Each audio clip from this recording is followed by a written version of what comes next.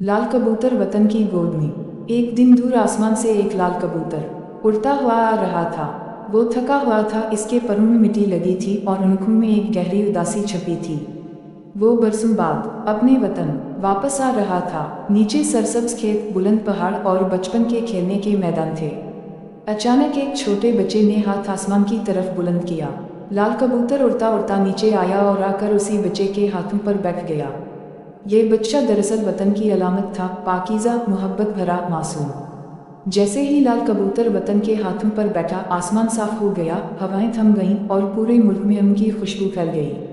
पैगाम: जो भी अपने वतन लूटता है, वतन उसे अपनी बाहों में ले लेता है, चाहे वो एक लाल कबूतर हो या कोई बिछड़ा हुआ इंसान। अगर आपको लाल कबूतर वतन की गोद में कहानी पसंद आई हो तो बराह करम लाइक करें, शेयर करें और हमें फॉलो करना ना भूलें। आपकी मोहब्बत हमें और खूबसूरत कहानियाँ तख्लीक करने का हौसला देती है। शुक्रिया।